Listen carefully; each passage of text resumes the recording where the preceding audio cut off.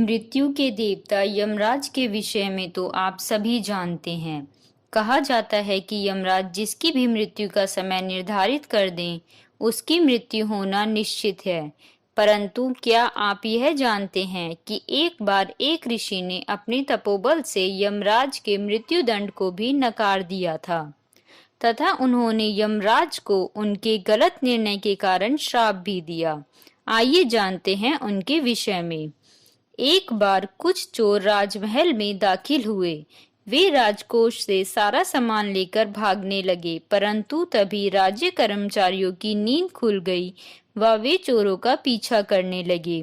चोर कर्मचारियों के भय से जंगल की ओर भागने लगे। रास्ते में उन्हें मानवीय ऋषि का आश्रम मिला।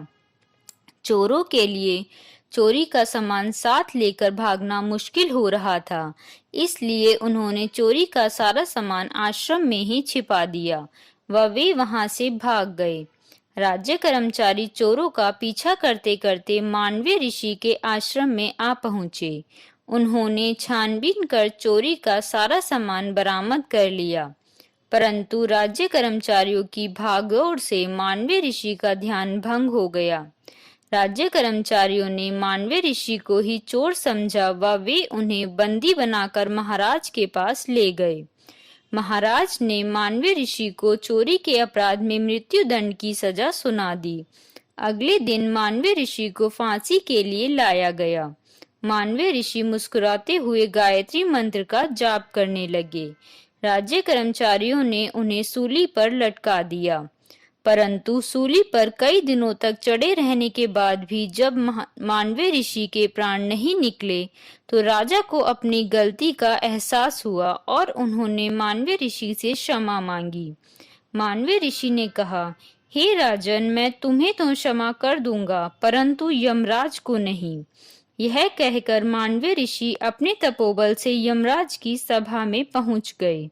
उन्होंने यमराज से पूछा, हे महाराज, आप मुझे बताइए, जब मैंने अपने संपूर्ण जीवन में कोई पाप नहीं किया, फिर आपने मुझे मृत्यु दंड क्यों दिया? कृपया मुझे बताइए कि मेरे किस पाप का दंड आपने मुझे दिया है। यमराज ने कहा, ऋषिवर, जब आप 3 वर्ष के बालक थे तब आपने एक तितली को कांटा चुभोया था। उसी पाप के कारण आज आपको मृत्यु दंड मिला है।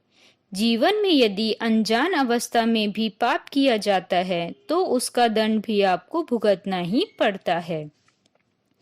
मानवीय ऋषि ने कहा, परंतु यमराज, शास्त्रों के अनुसार यदि अज्ञान अवस्था में मनुष्य कोई पाप करता है तो उसका दंड उसे स्वप्न में दिया जाना चाहिए, परंतु आपने शास्त्रों के विरुद्ध निर्णय लिया है। आपने मुझे अज्ञान अवस्था में किए गए पाप का फल मृत्यु दंड के रूप में दिया है। यह आपकी अज्ञानता है। अतः इसी अज्ञान के कारण मैं आपको श्राप देता हूँ कि आप दासी पुत्र के रूप में जन्म लें व मनुष्य योनि के कष्टों को भोगें। इसी कारण यमराज के एक गलत निर्णय के कारण उन्हें भी भोगना पड़ा था मनुष्य योनि के दुखों को।